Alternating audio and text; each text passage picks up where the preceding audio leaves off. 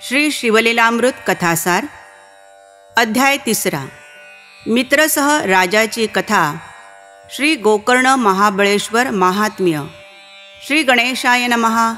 हे शंकरा, तुझा जय जयकार असो। तू मांगल्याचे धाम आहेस, स्वतःच्या भक्तांच्या हृदयाला संतोष देणारा आहेस, सृष्टिरूपी फलधारी वृक्ष आहेस, नाम व अनाम या लक्षणांच्या पलीकडचा आहेस। तू लक्ष्मीचा पती विष्णू याच्या बहिणीच्या अर्थात पार्वतीच्या मनाला आनंद देणारा आहेस। तू षडाननाचा पिता आहेस, मदनाचे दहन करणारा आहेस। तू ब्रह्मानंद आहेस, तुझ्या भाळी तिसरा नेत्र आहे। तू संसार भयाचे निरसन करतोस, तूच त्रिपुरासुराचा अंत केलास। हे शिवा, तू सुद्योजात, वामदेव, अघोर, तत्पुरुष, ईशान, ईश्वर अशा अनेक नावांनी ओळखला जातोस। तू अर्धनर व अर्धनारी या स्वरूपात नटून या सृष्टीत सर्वत्र अधिष्ठित आहेस। गिरिजा म्हणजेच पार्वती, तिचे मन तुझ्या ठाई रमते। तू कैलास पर्वताचा ईश्वर आहेस, आपल्या मस्तकी गंगा धारण करतोस। तू सर्परूपी भूषणे घालतोस। तू सर्व व्यापक आहेस, मनाला मोहित करून त्याला आंधळे करणाऱ्या मदनाचे तू दमन करणारा आहेस। तू सर्वांच्या पलीकडचा आहेस, निरंजन म्हणजेच मलरहित आहेस। तू सत्व, रज व तम या त्रिगुणांच्या पलीकडचा आहेस। तू दुधाच्या फेसाप्रमाणे अत्यंत धवल वर्णाचा आहेस। तू जगाला जीवन देणारा आहेस।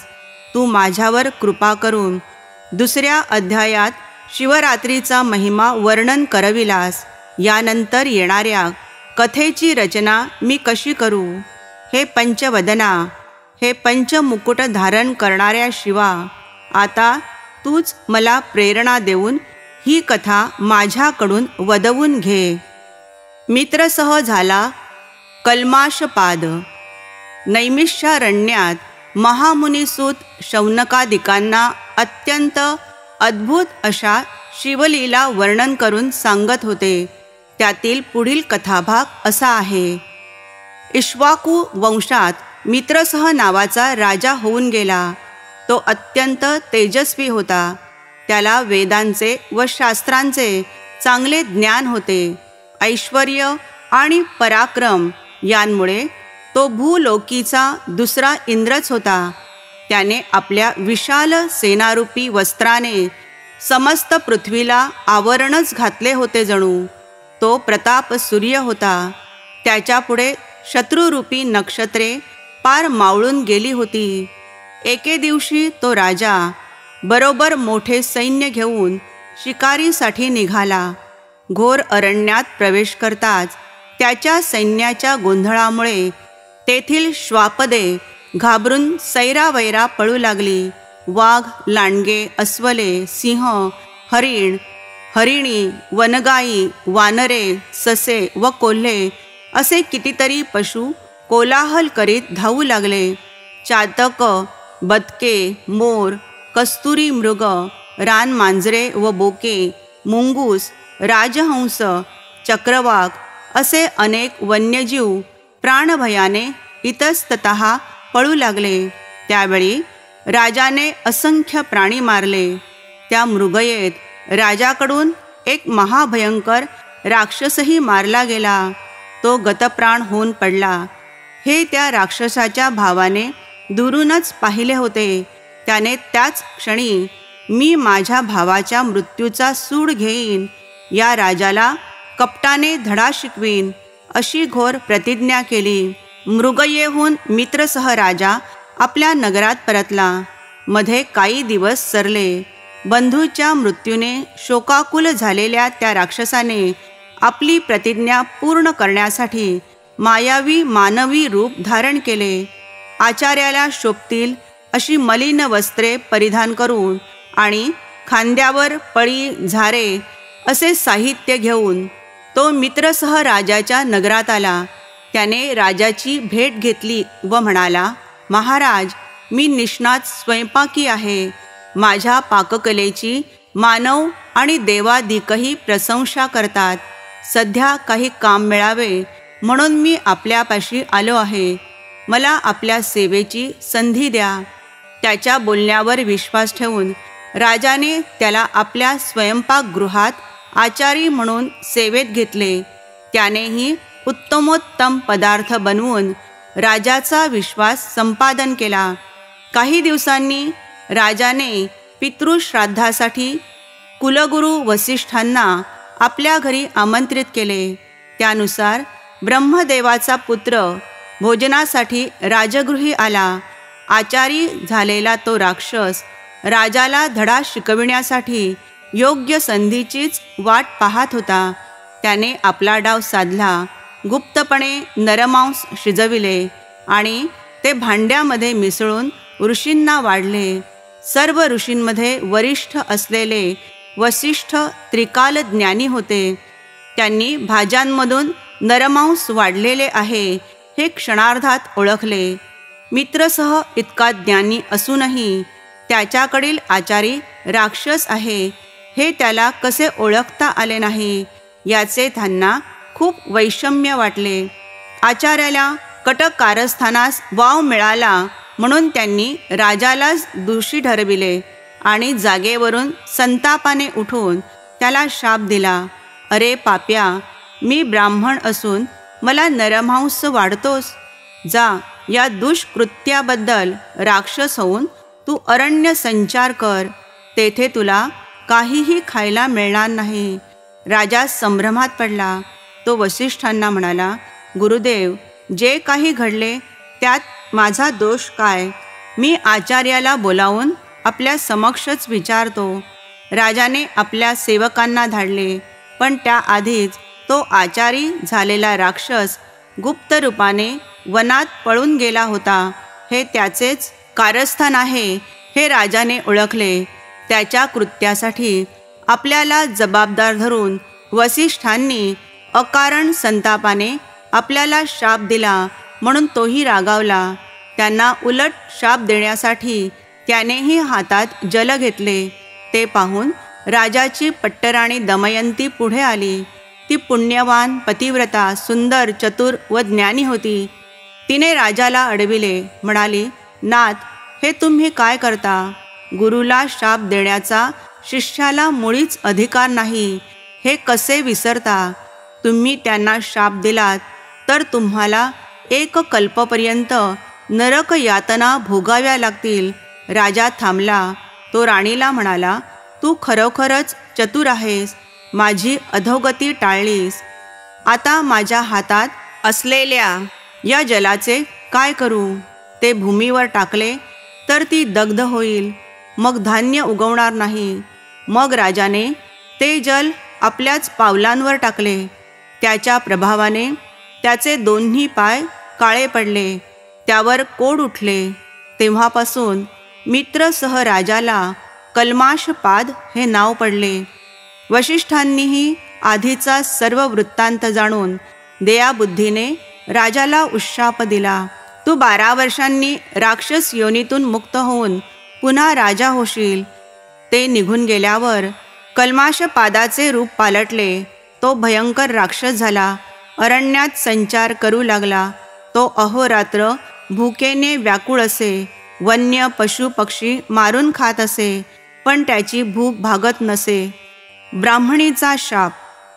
विशाल देही, कपाळी शेंदूर माखलेला, अकराळ विक्राळ तोंडाचा, बाहेर दाढा असलेला, पिंजारलेल्या केसांचा, तांबारलेल्या डोळ्यांचा असा तो राक्षस क्षुधाक्रांत होऊन बरीच वर्षे त्या वनात हिंडत होता. एके दिवशी त्याने 12 वर्षांच्या एका सुंदर ब्राह्मण पुत्राला पाहिले. तो आपल्या लहानग्या पत्नीसह त्या वनामध्ये खेळत होता. तोच राक्षस रूपातील कल्माषपाद त्यांच्यासमोर उभा राहिला. त्याने त्या ब्राह्मण पुत्राला खाण्यासाठी पकडले.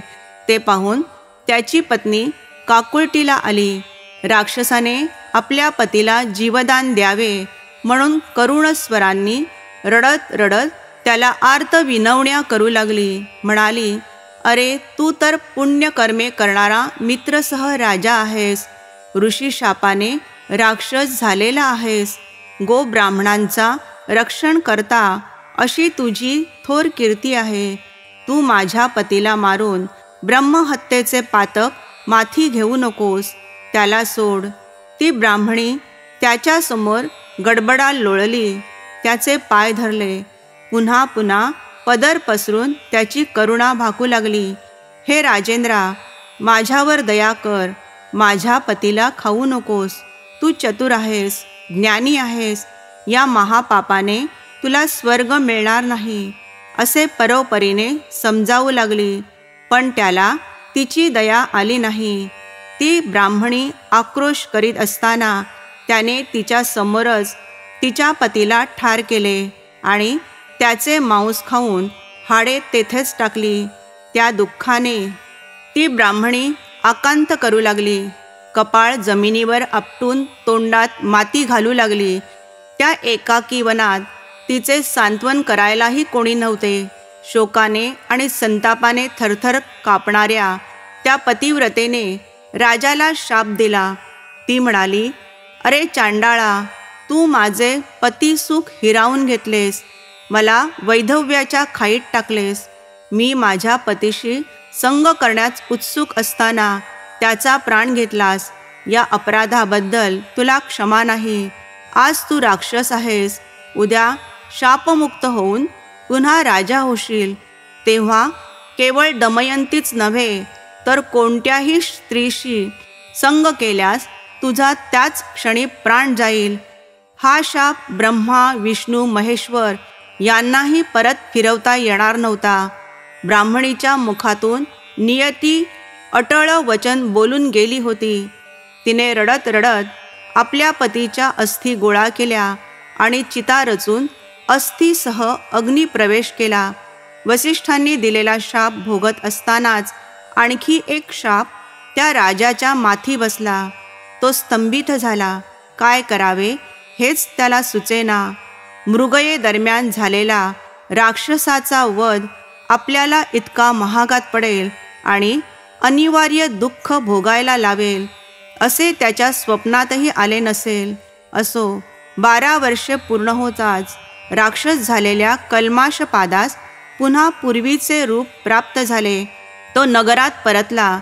एका तपानंतर त्याची व दमयंतीची भेट झाली. पण ब्राह्मणीच्या शापाने त्याच्या अंतःकरणात ठसलेली चिंता त्याला स्त्री सहवासापासून सारखी परावृत्त करत होती. आपल्या पतीचे काहीतरी बिनसले आहे हे त्याच्या चाणाक्ष राणीने बरोबर ओळखले. मग राजानेही आपले मन मोकळे केले.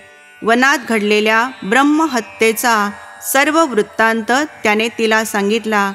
ते ऐकून तिच्या आनंदावर विरजण पडले.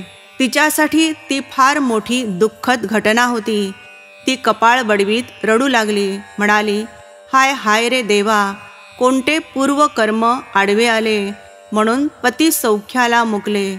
आपला निर्वंश झाला. तिच्या दुःखाला पारावर उरला नाही. थोड्या वेळाने स्वतःला आवरून ती राजाला म्हणाली, नाथ, जे झाले ते झाले. दैवगती कोणाला चुकली आहे. आता मात्र सावध रहा, मनाला आवरा. वासना अतिशय वाईट असते. ती कधी घात करील याचा नेम नाही. ब्रह्मचर्य पालन करून स्वतःचा जीव वाचवा. कोणत्याही स्त्रीशी बोलू नका. हे निखाऱ्यांच्या शय्येवर निजण्यासारखे आहे. मोठे अग्निदिव्य आहे. ते तुम्हाला करावेच लागेल. दिवसामागून दिवस जात होते. प्रिय पत्नीचा सहवास लाभूनही राजा स्त्री सुखापासून वंचित झाला होता. त्याच्या संसाराला काही अर्थच उरला नव्हता. तो अहोरात्र तळमळत होता. केल्या कृत्याचा पश्चाताप वाटून स्वतःला दोष देत होता. मुक्त संचारी वाघाला सापळ्यात पकडावे, नागाचे दात पाडून गारुड्याने त्याला दीन करून टाकावे, मदोन्मत्त बैलाला वेसण घालावी व मोठ्या हत्तीला धरून अंकुशाच्या माराने आवरावे, तशी शापामुळे त्या बलाढ्य राजाची हीन दीन अवस्था झाली होती. वंशवृद्धीचाही प्रश्नच होता. त्याने धर्मशास्त्र पाहिले. अशा संकटकाळी गुरुकडून नियोग पद्धतीने आपल्याच पत्नीच्या गर्भातून पुत्र उत्पत्ती करता येते. अपवाद म्हणून धर्मशास्त्राने ही सवलत दिलेली आहे हे कळताच त्याला हायसे वाटले. त्याने वसिष्ठांची भेट घेतली. त्यांना आपल्या व्यथा सांगून दमयंतीस भोगदान देण्याची विनंती केली.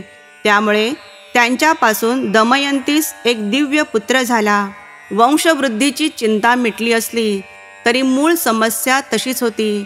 राजा मनोमन उबगला. त्याच्या मनात गृहत्यागाचे विचार येऊ लागले. सर्व प्रकारच्या राजविलासांचा त्याग करून तो अरण्यात निघून गेला. त्याच्या मनात कामवासना उठत असे. त्यावेळी तो विवेकरूपी अंकुशाने त्या कामनारूपी हत्तीला प्रयत्नपूर्वक आवरायचा, स्वतःला समजवायचा, म्हणायचा, ज्या योगे आपल्याला मृत्यू येऊन आपली पत्नी विधवा होईल ते कृत्य आपण कधीच करायचे नाही. आपली कर्मगती गहन आहे. नशिबात जे भयंकर भोग लिहिलेले आहेत ते भोगल्याशिवाय सुटका नाही. देवाला दोष देण्यात काय अर्थ आहे. असा तो राजा अत्यंत उदास होऊन रानावनात हिंडत असताना एक भयंकर पिशाच आपल्या पाठीशी सतत उभे आहे हे त्याच्या लक्षात आले. त्याच्याकडून पूर्वी ब्राह्मण दाम्पत्य मारले गेले होते. ती ब्रह्महत्याच पिशाच रूपाने त्याच्या मागे लागली होती. तो कोठेही गेला, जागा असला, झोपलेला असला तरी ते पिशाच त्याचा पिच्छा सोडत नव्हते. आपल्या भयंकर दाढांचा करकरा आवाज करीत त्याला भेडसवायचे. त्या ब्रह्महत्यारूपी पिशाच्यापासून सुटका व्हावी म्हणून त्या राजाने अनेक व्रते केली, खूप दानधर्म केला, पण उपयोग झाला नाही. गौतम ऋषींची भेट. अशा प्रकारे वनात हिंडता हिंडता एके दिवशी तो कल्माषपाद राजा मिथिला नगरीजवळ आला. तिच्या परिसरात अनेक प्रकारचे वृक्ष होते. फळांनी बहरलेली फळझाडे होती. फुलांनी डवरलेली फुलझाडे होती. वनश्रींचे ते वैभव पाहून राजाला आल्हाद वाटला. त्याचा थकवा कुठल्या कुठे गेला. त्याला खूप बरे वाटले. पण तेथेही ही ब्रह्महत्या त्याच्या मागे उभी होती. तिचे अस्तित्व त्याच्या मनाला पोखरून टाकीत होते. तेवढ्यात त्या ठिकाणी महान तपस्वी गौतम ऋषींचे शिष्यांसह आगमन झाले. त्यांच्या येण्याने राजाचा भाग्योदयच झाला जणू. गरिबाला गुप्त द्रव्य ठेवा सापडावा, भुकेने व्याकुळलेल्या मनुष्यास दुधाचा समुद्र दिसावा, मरणोन्मुख माणसास अमृत मिळावे किंवा चिंताग्रस्तास चिंतामणी सापडावा तसे झाले. गौतमांना पाहून राजाला आपल्या सर्व चिंतांचा विसर पडला. त्याने पुढे जाऊन त्यांना लोटांगण घातले. विनम्रतेने हात जोडले. त्यांचे हृदय भरवून आले होते. तो प्रेमपूर्वक त्यांची स्तुती करू लागला. म्हणाला, हे मुनीश्वरा, आज तुमची भेट झाली आणि मी धन्य झालो. संतांचे सहज दर्शन झाले तरी सर्व पापांची निष्कृती होते. त्यांचीच कृपादृष्टी पडली तर एखादा गरीबही इंद्रासमान ऐश्वर्य भोगतो. अधिक काय सांगू. आपल्यासारख्या महात्म्यांचा माझ्यावर दयालोभ राहो हीच विनंती आहे. कल्माषपादाला भेटून गौतमांनाही आनंद झाला. त्यांनी त्याचे क्षेमकुशल विचारले. म्हणाले, राजा, तुझे राज्य कसे चालले आहे. तुझी प्रजा सुखात आहे ना. तुझे प्रधान व मंत्री आपापली कर्तव्ये नीट पार पाडत आहेत ना.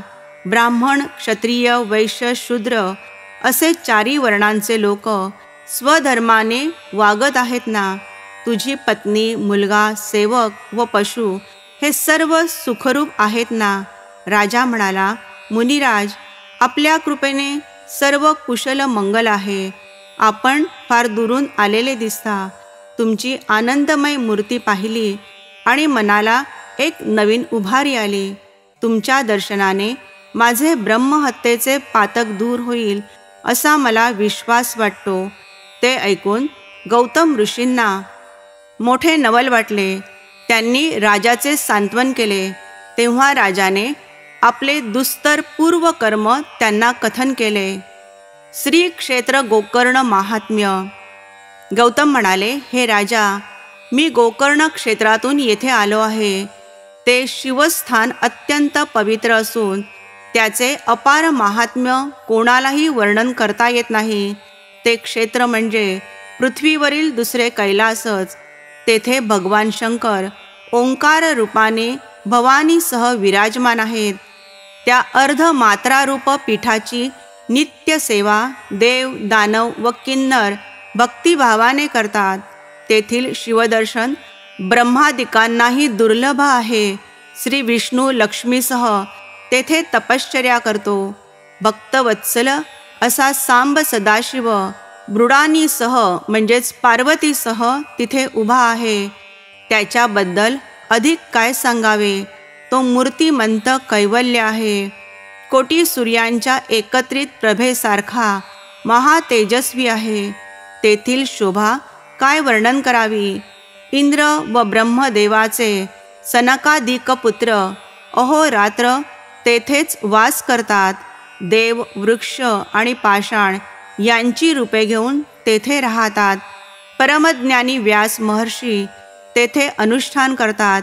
वसिष्ठ, भृगु व परशुराम यांनाही तेथेच राहायला आवडते.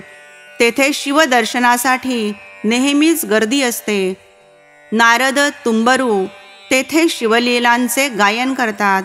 तेथे उभे असलेले देवांचे समुदाय शिव शिव, हर हर, शिवहर शंकर अशा प्रकारे अत्यंत आनंदाने शिवनामांचा अखंड गजर करतात. ऋषी वेदघोष करतात. अष्टनायिका नृत्य करतात. तर गंधर्व आपल्या सुश्राव्य गायनाने त्या महेशाला तोषवितात. गोकर्ण हे अतिशय उत्तम, तेजोमय व गूढरम्य असे स्थान आहे. त्याचा परिसर नानाविध वृक्षवल्लींनी रमणीय असा आहे. तेथील शिवालयात शुभ्र लखलखीत असे सिंहासन आहे. त्याची चारी महाद्वारे रत्नखचित आहेत. पूर्वद्वारावर ऐरावतावर आरूढ असा इंद्र आहे. यम दक्षिण द्वाराचे रक्षण करतो. पश्चिमद्वारी वरुण, तर उत्तरेच्या द्वारावर शंकराचा परममित्र कुबेर क्षणार्धात उभा आहे. कर्पूर गौर व भवानी यांचे हे निवासस्थान म्हणजे संतांचे व साधकांचे माहेरघर आहे. त्या मूर्तीचे ध्यान करावे. त्याच्या भोवती असलेल्या महासिद्धींचे पूजन करावे. त्यांच्या भोवती असलेली आवरण देवता कात्यायनी व अष्टभैरव यांची पूजा करावी. तेथे 12 आदित्य, 11 रुद्र, अष्टवसु व अष्टदिक्पाल हात जोडून अहर्निश उभे असतात. अष्टसिद्धी व नवनिधी तेथेच राहून विनम्र भावाने शंकराची आराधना करतात. हे राजा, मीही नेहमी तेथेच राहतो. इतर क्षेत्री लाखो वर्षे केलेली तपश्चर्या ही गोकर्ण क्षेत्रात केलेल्या एका दिवसाच्या तपाएवढी असते. तेथे जपतपादी कर्मे केल्याने तो सदाशिव लगेच प्रसन्न होतो. तेथे सोमवार, अमावास्या, संक्रांत, प्रदोष व पर्वकाळ या वेळात समुद्र स्नान केल्याने सर्व तीर्थस्नानांचे पुण्यफल लाभते. पूर्वी रावण, कुंभकर्ण व बिभीषण यांनी तेथेच शिव अनुष्ठान केले होते. मोक्ष प्राप्ती करून देणारे असे हे निर्वाण लिंग रावणाने कैलासावरून आणले. त्याची गणपतीने तेथे स्थापना केली. सूत मुनी शौनादिकांना मित्रसह राजाची कथा सांगत होते. त्यात ओघाने गोकर्ण महात्म्य सांगितले. ते ऐकून उपस्थित श्रोत्यांची जिज्ञासा वाढली.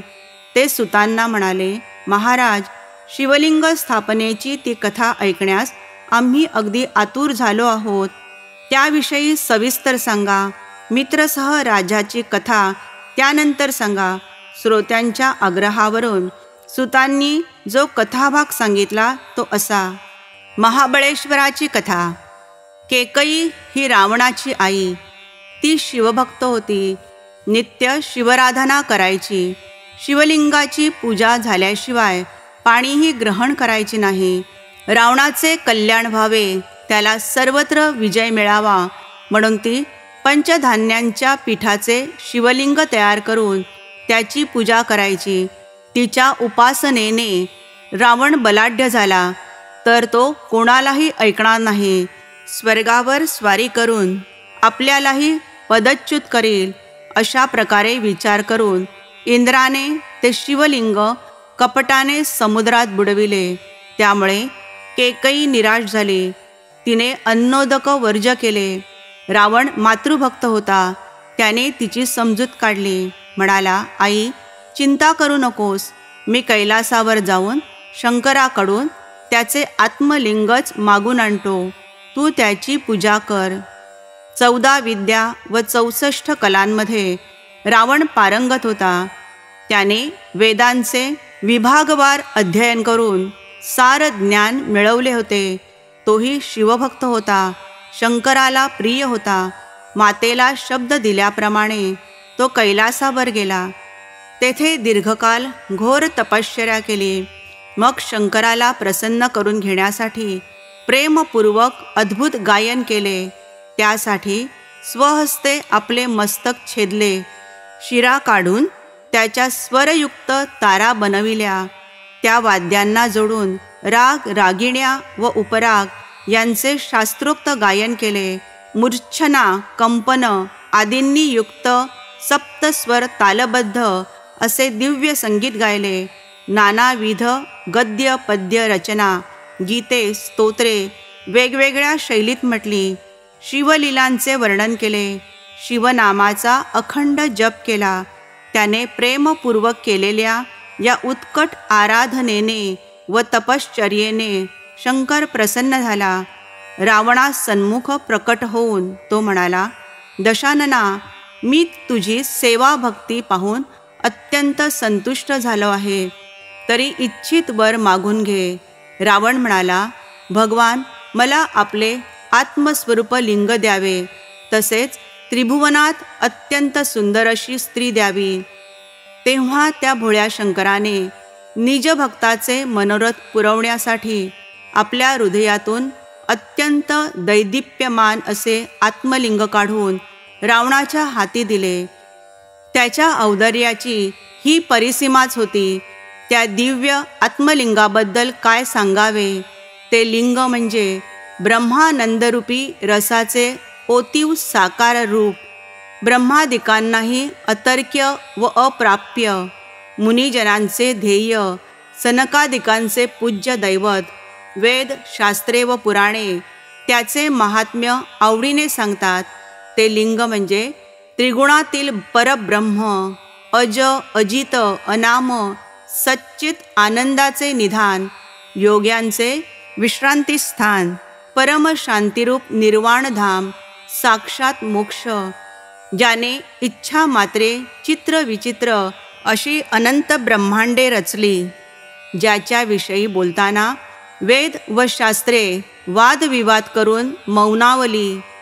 त्याचे हे निजरूप, सहरूप, सहस्रावधी बालरवींप्रमाणे अत्यंत तेजस्वी प्रभा असलेले असे ते पुरातन दिव्य लिंग रावणाने आदरपूर्वक आपल्या हाती घेतले.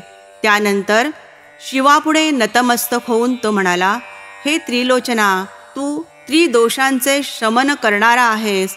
सर्वोत्तम आहेत. सच्चित आनंद स्वरूप आहेस. नाम आणि अनाम म्हणजेच नामरहित यांपलीकडचा आहेस. तू माझी पहिली इच्छा पुरविलीस. आता मला त्रिभुवनात अत्यंत सुंदर लावण्य सागरातील अनुपम रत्न व अपर्णेचीच दुसरी प्रतिमा अशी स्त्री दे. त्यावर शंकर म्हणाला, वत्सा, अपर्णेसारखी दुसरी सुंदर स्त्री निर्माण करणे ब्रह्मदेवालाही शक्य नाही. म्हणून तू तिलाच घेऊन जा. रावणाला तेच हवे होते. अपर्णा मिळाल्याने त्याला खूप आनंद झाला. त्याने पार्वतीला आपल्या खांद्यावर घेतले आणि एका हाती शंकराचे दिव्य आत्मलिंग घेऊन दक्षिणेकडे निघाला. शंभू महादेवांची लीला अतर्क्य आहे हे पार्वतीला चांगले ठाऊक होते. त्याने तिला रावणासोबत पाठविले असले तरी लिंग रूपाने तो तिच्या बरोबरच होता. या घटनेतून पुढे काहीतरी चांगलेच घडणार आहे याची जाणीव असल्यामुळे ती रावणाबरोबर निघाली होती. ते दृश्य पाहून देवांमध्ये मोठी खळबळ माजली. हे काय झाले या विचाराने गजानन, स्कंद म्हणजे कार्तिकेय, वीरभद्र, नंदी व शिव परिवारातील सर्वच अक्षरशः तळमळू लागले. ते अगतिक होऊन शंकराला म्हणाले, सदाशिवा, हे हो कसले औदार्य! निजभक्ताला भवानीच देऊन टाकलीत. त्यांची चिंतामग्न अवस्था पाहून शंकर हसून म्हणाला, अरे काळजी कसली करता? तो वैकुंठनाथ भवानीचा भाऊ आहे. तिचा कैवार घेऊन तो आता धावत येईल पहा. त्यावर गजानन षडानन काय बोलणार? ते बिचारे गप्पच राहिले. इकडे रावणाबरोबर जाताना भवानी मनोमन विष्णूचा धावा करीत होती. हे विष्णू, हे कमलज तात, लवकर धाव. हे लक्ष्मीपते, हे कमलनयना, हे वेदशास्त्रांना वंदनीय असणाऱ्या नारायणा, हे सुहास्य वदना, हे नीलमेघा समान कांती असणाऱ्या वैकुंठनाथा, सत्वर धावत ये, मला सोडव. तू मधु, कैटभ, नरकासूर, मुरा आदी दैत्यांचा वध केलास. भक्तांच्या रक्षणासाठी 10 अवतार घेतलेस. हे पितांबरधारी जनार्दना, तू जगद्गुरू आहेस. मदनाचा अंत करणाऱ्या माझ्या पतीला अर्थात शंकरांच्या मनाला आनंद देणारा आहेस. हे प्रद्युम्नतात श्रीधरा, तू दुष्ट असुरांचा नाश करणारा आहेस. अत्यंत उदार आहेस. माझी आर्तता जाणून अविलंब धावत ये. आता तूच सहाय्य करता आहेस. पार्वतीची हाक ऐकून विष्णू वेगाने धावला. ब्राह्मणाचे रूप घेऊन रावणाच्या मार्गात उभा राहिला आणि म्हणाला, दशानना, तू धन्य आहेस. ही ललना तुला कोठे मिळाली? रावण म्हणाला, विप्रवर्य, ही साक्षात पार्वती आहे. स्वतः शंकराने मला दिली आहे. ब्राह्मण म्हणाला, काय पार्वती, तुझी फसकत तर झाली नाही? ती तर अप्रतिम लावण्यवती आहे. आणि ही किती कुरूप आहे पाहिलेस का? रावण संभ्रमात पडला. त्याने पार्वतीकडे पाहिले. तिचे स्वरूप पाहून त्याला मोठा धक्का बसला. आपण अद्वितीय सौंदर्यवती अपर्णेला नेत नसून एका दंतहीन गाल बसलेल्या, भुवयांना आठ्या पडलेल्या, अत्यंत अमंगळ अशा म्हातारीचा भार वाहत आहोत हे लक्षात येताच त्याने तिला पटकन खाली उतरवले आणि तो तरातरा चालत शंकराकडे निघाला. त्याची फसगत पाहून ब्राह्मणाला हसू आवरेना. त्याने अपर्णेची त्याच विचित्र रूपात शक्तिपीठ भद्रकाली म्हणून स्थापना केली आणि तो वैकुंठात परतला. रावण शंकराकडे गेला आणि म्हणाला, देवा, मी तुझ्याकडे मागितले काय आणि तू मला दिलेस काय? अशी माझी फसवणूक का केलीस? अपर्णा देतो असे सांगून एक अमंगळ वृद्धा दिलीस. तुला काय म्हणावे? ते ऐकून शंकरास हसू आले. तो म्हणाला, वाटलेच होते मला. अरे, अपर्णा मोठी मायावी आहे. भल्या भल्यांना जिच्या कर्तृत्वाचा थांग लागला नाही ती तुला कशी सांभाळता येईल? ती अनंत ब्रह्मांडांचे साम्राज्य उभे करून दाखवील आणि क्षणार्धात नाहीसे करील. आता मी काय सांगतो ते ऐक.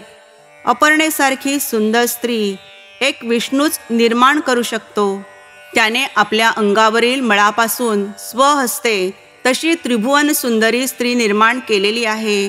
तिने मायासुराची कन्या म्हणून जन्म घेतला आहे. तिचे नाव मंदोदरी. तिच्यासारखी लावण्यवती पृथ्वी तलावर शोधूनही सापडणार नाही. तिच्या अंग सुवासाने सर्पही मुग्ध होऊन तिच्याकडे धावत येतात. ती अत्यंत सुलक्षणी आहे. ती तुझी पट्टराणी होईल. ती पतिव्रता असेल. मायासूर तिचे विधिवत कन्यादान करतील. त्यावेळी तो तुला 7 कोटी मंत्रांचे गूढ सामर्थ्य असलेली एक महासंहारक शक्ती आंदण म्हणून देईल. त्या शक्तीचा प्रयोग तू महाबलाढ्य शत्रूवर कर, तुला यश मिळेल. ते ऐकून रावणाचे समाधान झाले. शिवलिंग घेऊन तो मार्गक्रमण करू लागला. इकडे देवांनी गणपतीची भेट घेतली व त्याची स्तुती करून म्हणाले, बा एकदंता, तू सर्व अरिष्ठांचे निर्मूलन करणारा आहेस. तुझ्या पित्याचे आत्मस्वरूप दिव्य लिंग एका असुराच्या हाती लागणे हा आम्हा सर्वांच्या दृष्टीने घोर चिंतेचा विषय आहे, हे तू जाणतोस. ते लिंग तू सोडवून आण, त्याची अक्षय स्थापना कर. देवांची विनंती मान्य करून गणपती त्वरेने कामगिरीवर निघाला. तो गुराख्याचे रूप घेऊन रावणाच्या मार्गात गायी राखू लागला. त्याचवेळी ईश्वरी मायेने रावणाला लघुशंकेला जाण्याची निकड उत्पन्न झाली. मूत्र तुंबल्यामुळे त्याच्या पोटात तडस लागली होती. तो एक एक पाऊल मोठ्या कष्टाने पुढे टाकत होता.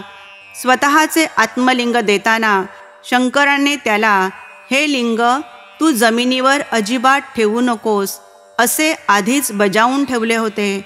रावणाला काय करावे तेच सुचेना. लिंग खाली ठेवावे तर तेही अनुचितच. त्याने आजूबाजूला कोणी दिसते का ते पाहिले. जवळच सिद्धी बुद्धीचा दाता गजानन विप्रवेशाने गुरे राखत होता. त्याला पाहून रावणाला हायसे वाटले.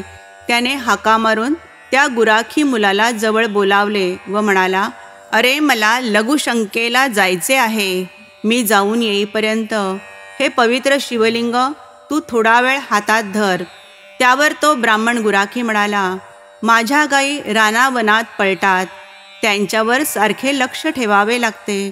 तुम्हाला लघुशंकेला किती वेळ लागेल कुणास ठाऊक. रावणाला कधी एकदा आडोशाला जातो असे झाले होते.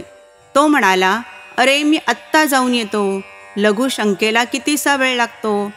तो मुलगा म्हणाला, ते काही मला माहीत नाही. तुम्हाला वेळ लागल्यास मी 3 हाका मारीन. त्या ऐकूनही तुम्ही आला नाहीत तर मात्र हे लिंग मी जमिनीवर ठेवीन. ते मान्य करून रावणाने ते आत्मलिंग त्या मुलाकडे दिले आणि दूर जाऊन आडोशाच्या जागी लघुशंकेला बसला. गणपतीचे चरित्र अत्यंत अगाध आहे. शंकराची उपासना व सेवा करता यावी म्हणून साक्षात विष्णूच गणेश रूपाने शंभूचा पुत्र झाला होता. असो, रावण लघुशंकेस जाताच त्याने अशी अद्भुत माया रचली की रावणाची लघुशंका संपता संपेना, आत्ता येतो असे सांगून रावण बराच वेळ झाला तरी परतून येईना. घटकाभर थांबून गणेश त्याला म्हणाला, अहो झाले की नाही, माझ्या गायी दूर गेल्या आहेत, लवकर या. रावणाने त्याला हात हलवून थांबण्यास सांगितले. घटकाभराने त्याने पुन्हा हाक मारली पण रावण काही येईना. 3री घटका सरत आली. पंडितांशी वाद घालताना पाखंडी जसे ऐकत नाहीत तसे रावणाचे मूत्र विसर्जन संपेना. शेवटी आणखी एक हाक मारून गणपती म्हणाला, बाबा रे, तुझी वाट पाहून मी कंटाळलो. आणखी उशीर झाला तर माझ्या गायी भटकतील. आता हे शिवलिंग तुझे तूच सांभाळ, मी चाललो. ते ऐकून रावणाने त्याला परावृत्त करण्याचा खूप प्रयत्न केला पण त्याने त्याचे ऐकलेच नाही. त्याने आत्मलिंग खाली जमिनीवर ठेवले. भूमीचा स्पर्श होताच ते तिच्याशी एकजीव झाले. अगदी दृढ बसले. ब्रह्मादिकही त्याला हलवू शकत नव्हते. तेथे रावणाची काय कथा. रावण तसाच उठला. रागारागाने पाय आपटीत धावला. त्याच अपवित्र स्थितीत लिंगाला उपटण्याचा प्रयत्न करू लागला. त्यामुळे पृथ्वी हादरू लागली. सर्व खटपट वाया गेली.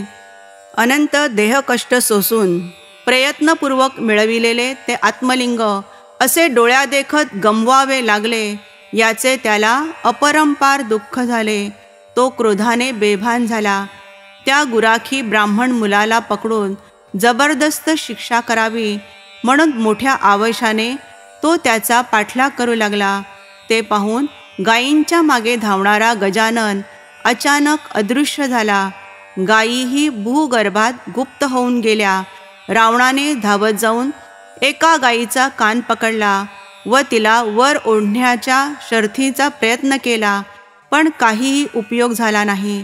शेवटी रावणाने त्या शिवलिंगाची तेथेच पूजा केली. ते लिंग महाबल या नावाने प्रख्यात झाले. लोक त्या शिवपीठाला गोकर्ण महाबळेश्वर म्हणून ओळखू लागले. रावण निराशेने लंकेस परतला. त्याने आपल्या मातेला सर्व वृत्तांत सांगितला. लिंग आणता आलेले नसले तरी त्याने केलेले प्रयत्न प्रामाणिक होते म्हणून तिने त्याचे कौतुकच केले. तेव्हापासून केकसी नित्यनेमाने तेथे जाऊन शिवपूजन करू लागली. रावण, कुंभकर्ण व बिभीषण तेथेच अनुष्ठान करीत असत. त्या पुण्य प्रभावानेच रावणाने देवांवर विजय मिळविला. शिवाच्या वरदानामुळे मयासुराने आपल्या कन्येचा मंदोदरीचा विवाह रावणाशी लावून दिला. महाप्रबळ शत्रूलाही परास्त करू शकेल अशी अमोघ शक्ती आंदण म्हणून दिली. रावणाचा वंश खूप वाढला. त्याला अनेक पुत्र व नातू होते. इंद्रजितासारखा पराक्रमी पुत्र, 18 अक्षौहिणी इतका सैन्यभार, अपरंपार संपत्ती, सर्व प्रकारचे ऐश्वर, या सर्व गोष्टी रावणाला श्री क्षेत्र गोकर्ण महाबळेश्वर येथे शिव अनुष्ठान केल्यामुळेच प्राप्त झाल्या होत्या. गौतम ऋषी मित्रासह राजाला म्हणाले, हे नृपोत्तमा, असे आहे गोकर्ण क्षेत्राचे महात्म्य.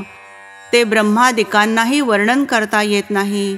तेथे शिवाचे आदिलिंग गणेशाच्या हस्ते स्थापन झालेले असल्याने देव आणि ऋषी त्याची भावभक्तीने पूजा करतात. आम्ही तेथूनच आलो आहोत. मिथिलेच्या राजाने यज्ञयागाचे आयोजन केलेले आहे. त्याच्या निमंत्रणावरून आम्ही येथे येत असताना मार्गामध्ये एक अद्भुत घटना घडली. ती मी तुला सांगतो, ऐक. चांडाळ स्त्रीचा उद्धार. येथे येत असता आम्ही एका विशाल वटवृक्षाखाली विश्रांतीसाठी बसलो होतो. तेथे एक चांडाळ स्त्री पाहिली. तिचे स्वरूप इतके अमंगळ होते की कोणालाही शिशारी यावी. जन्मापासून आंधळी, त्यात बहिरेपण, सर्वांगाला कुष्ठरोग झालेला, शरीरावर ठिकठिकाणी जखमा होऊन त्यात किडे पडलेले, त्यामुळे येणारी असह्य दुर्गंधी, हातापायांची बोटे गळून गेलेली, दात नाही, कान व नाक झडून गेलेले, कातडी झडून गेलेली, तहान भुकेने व्याकुळ झालेली, वस्त्रहीन अशी ती चांडाळीन आपली पूर्वीची महापातके भोगीत धुळीत लोळत पडली होती. तिचे मरण जवळ आले होते. तेवढ्यात आम्हाला आकाशातून एक लखलखीत दिव्य विमान येताना दिसले. तिला नेण्यासाठी ते शंकराने पाठविले होते. त्यात 5 मुखे व 10 हात असलेले 4 शिवदूत बसले होते. त्यांतील एक जण कोटी सूर्यांप्रमाणे अत्यंत तेजस्वी होता. दुसरा चंद्राप्रमाणे शीतल प्रभा असलेला होता. तिसरा अग्नीसारखा दाहक वाटत होता. तर चौथ्याच्या भाळी चंद्रकोर विराजमान होती. त्या विमानातील वादक तंत, वितंत, घन व सुस्वर अशी 4 प्रकारची वाद्ये वाजवीत होते. अष्टनायिका मनोहर नृत्य करीत होत्या. गंधर्व आणि किन्नर शिव महात्म्य गात होते. ते पाहून आम्हाला मोठे नवल वाटले.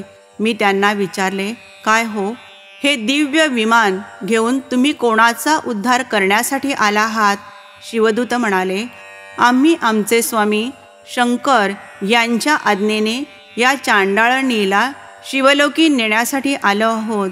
ते ऐकून मला आश्चर्याचा धक्का बसला. मी पुन्हा विचारले, ही चांडाळ स्त्री आपल्या पूर्व जन्मकृत्य पापांचे भयंकर फळ भोगत आहे. पाहिलीत तिची दुर्दशा. आपण तिला कोणत्या पुण्याईने शिवलोकी नेत आहात ते कृपा करून सांगा. शिवदूत म्हणाले, ऋषीवर्य, पूर्वजन्मी ही स्त्री कैकेय नावाच्या ब्राह्मणाची कन्या होती. तिचे नाव सुमित्रा. तिला आपल्या सौंदर्याचा खूप गर्व होता. ती कोणालाही जुमानत नसे. केकयाने तिचे लग्न लावून दिले, पण ती बालपणीच विधवा झाली. तारुण्यात पदार्पण केल्यावर ती स्वधर्म विसरली. शरीराची भूक भागविण्यासाठी वाम मार्गाला लागली. परपुरुषांशी चोरून संबंध ठेवू लागली. पित्याने तिला समजाविण्याचा खूप प्रयत्न केला, पण तिने त्याचे ऐकले नाही. त्याने तिला शिक्षाही केली, पण तिचे वर्तन सुधारेना. याचा व्हायचा तोच परिणाम झाला. जार कर्मामुळे ती गरोदर राहिली. ती गोष्ट षटकर्णी होतात सर्व लोक तिची निंदा करू लागले. तिच्या दुर्व्यवहाराला कंटाळलेल्या बापाने शेवटी तिला घराबाहेर काढले. डोक्यावर छप्पर नाही, माहेरचा आधार तुटलेला. आप्तस्वकीयांनी तर केव्हाच पाठ फिरवली होती. ती आश्रयासाठी वणवण हिंडू लागली. तिने स्वदेश सोडला. दुसऱ्या प्रांतातील एका श्रीमंत शूद्राने तिला आश्रय दिला. तिच्याशी लग्न केले. आता भविष्याची चिंता नव्हती. पैसा अडका हाती खेळत होता. त्या शूद्रापासून तिला अनेक मुले झाली. त्याच्या घरी मद्य मांसाला तोटा नव्हता. मग तीही मांसभक्षण करू लागली. मद्याच्या धुंदीत मदमस्त राहू लागली. अशा प्रकारे उच्च कुळात जन्मलेली सुमित्रा पथभ्रष्ट होऊन निषिद्ध आचरण करू लागली. एके दिवशी तिचा पती आपल्या सर्व नोकरांना बरोबर घेऊन शेतावर गेला होता. त्यावेळी तिला भूक लागली म्हणून ती मद्याच्या धुंदीतच उठली. तिचे डोळे उघडत नव्हते. तोलही सावरता येईना. तिने हातात सुरा घेतला आणि बोकड समजून चुकून एक गोवत्सच मारला. वासराचे केविलवाणे ओरडणे, त्याच्या आईचे आर्त हंबरणे हेही तिला ओळखता आले नाही. तिने त्याची मान कापली आणि त्याला घरात नेले. थोड्या वेळाने तिची नशा उतरली. आपण बोकडाऐवजी एक वासरू मारलेले पाहून ती एकदम उद्गारली, शिव शिव, हे मी नकळत काय केले? गोवत्स मारला म्हणून तिला वाईट वाटले, पण भुकेचे काय? ती स्वस्थ बसू देईना. तिने अर्धे वासरू कापून शिजवले, त्यातले थोडेसे मांस खाल्ले व वासराचे कलेवर बाहेर टाकून दिले व आरडाओरडा करून काल रात्री आमचे वासरू वाघाने खाल्ले असा बोभाटा केला. कालांतराने सुमित्रा मरण पावली. तिने आयुष्यभर केलेली कुकर्मे, गोवत्सवध, गोमांस भक्षणादी महापापे यांमुळे यमदूतांनी तिला निर्दयपणे मारीत मारीत यमलोकी नेले. तिला कुंभीपाक नावाच्या भयंकर नरकात टाकले. तेथील तलवारीसारखे टोकदार गवत उगवलेल्या रानात फिरवले. तेथील तापलेल्या भूमीवर लोळविले. तप्त खांबाला बांधले. तिला अशा प्रकारे अनंत यातना देऊन झाल्यावर यमाने चित्रगुप्ताला विचारले, हिच्या गाठीशी काही पुण्य आहे की नाही? तो म्हणाला, गाईचे वासरू मारल्यावर हिने शिव शिव असे म्हणून क्षणभर पश्चाताप केला होता. तिने शिवनाम घेतले एवढेच पुण्य आहे.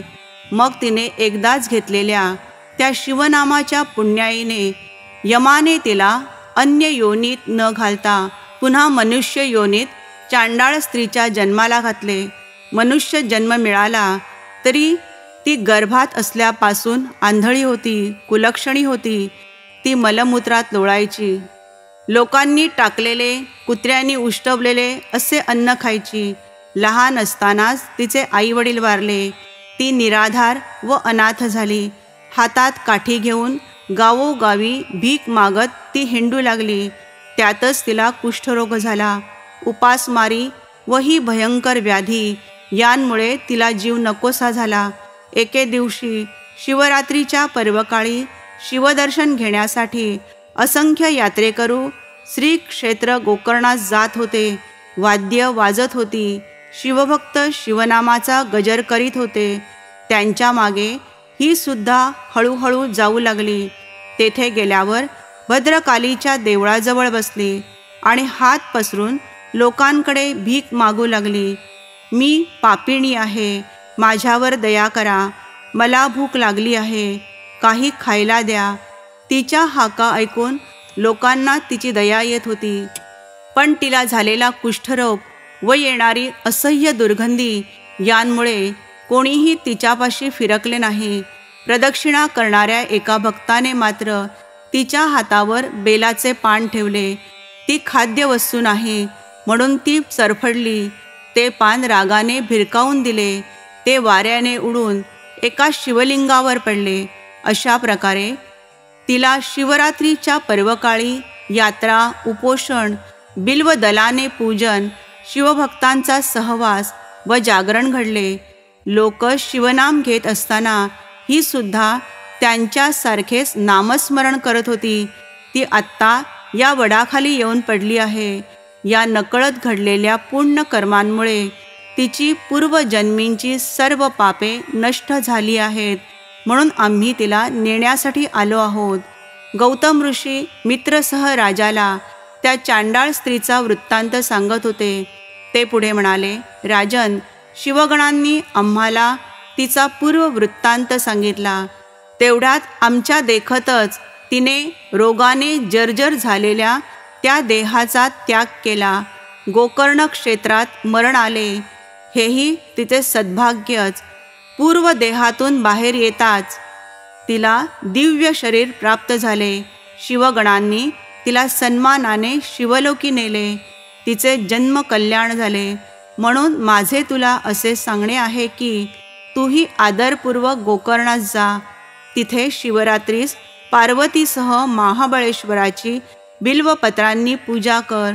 तेथे तुझ्या चिंतेचे निवारण होईल.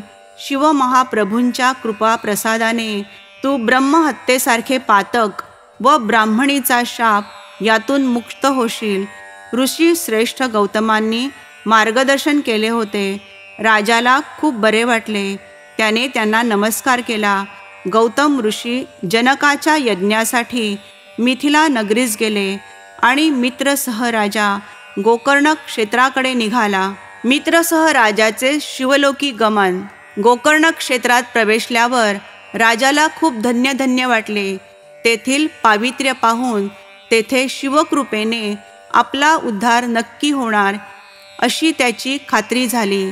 त्याने शिवरात्रीस उपोषण केले. महाबळेश्वराचे दर्शन घेऊन त्याची भक्तिभावाने यथासांग पूजा केली. त्या सेवेने तो उमानाथ अत्यंत प्रसन्न झाला. त्याच्या प्रसादाने राजाच्या मागे लागलेले ब्राह्मण दाम्पत्याच्या हत्येचे पातक नाहीसे झाले. तो निर्दोष झाला. त्याचे मन प्रपंचाला उबगले. आपल्याला शिवचरणी आश्रय मिळावा ही इच्छा दृढ झाली. त्याचे मनोगत जाणून भगवान शंकरांनी त्याला नेण्यासाठी दिव्य विमान पाठविले. त्यात परम तेजस्वी आणि विजांच्या एकत्रित दीप्ती समान दिव्य विग्रहकांती असलेले शिवगण बसले होते. त्यांनी राजाला सन्मानाने त्या विमानात बसविले. तेव्हा राजालाही त्या शिवगणांसारखाच नवा स्वर्गीय देह प्राप्त झाला. त्याला 5 मुखे व 10 हात आले. देव त्याच्यावर दिव्य पुष्पहारांचा वर्षाव करू लागले. अनंत प्रकारच्या मंगलवाद्यांच्या निनादाने आसमंत भरून गेला. अशा प्रकारे मित्रसह राजाला शिवस्वरूप प्राप्त झाले. इंद्रचंद्रादिकांची स्थाने ओलांडून शिवगणांनी त्याला शिवलोकी नेले. श्रोते हो, असा आहे शिवरात्री व्रताचा महिमा. असा आहे गोकर्ण क्षेत्राचा महिमा. धन्य धन्य ते शिवमंदिर. तेथे शिवाचे आत्मलिंग दीनपतितांच्या उद्धारासाठी सदैव अधिष्ठित आहे. त्याच्या पूजनाने राजाला स्वरूपता मुक्ती मिळाली. श्रीधर कवी म्हणतो, ज्यांनी हा इतिहास सांगितला ते गौतम ऋषी खरोखरच धन्य होत. तुम्ही सर्व सज्जनांनी तो आदरपूर्वक ऐकला म्हणून तुम्हीही धन्य आहात. हंस जसे मानस सरोवराला वेढून बसलेले असतात, साधक जसे इष्टदेवतेच्या सभोवती बसतात, तसे तुम्ही सर्व श्रोते शोभत आहात. तुम्ही अवधानरूपी दिव्यलंकार देऊन या श्रीधराचा गौरव करा. हे ब्रह्मानंद स्वरूप आदिपुरुषा, हे भीमा नदीच्या तीरी वास करणाऱ्या पांडुरंगा, हे श्रीधरा, कवीला वरदान देणाऱ्या कैलासनाथा, यापुढे सुरस कथाभाग तू माझ्याकडून वदवून घे.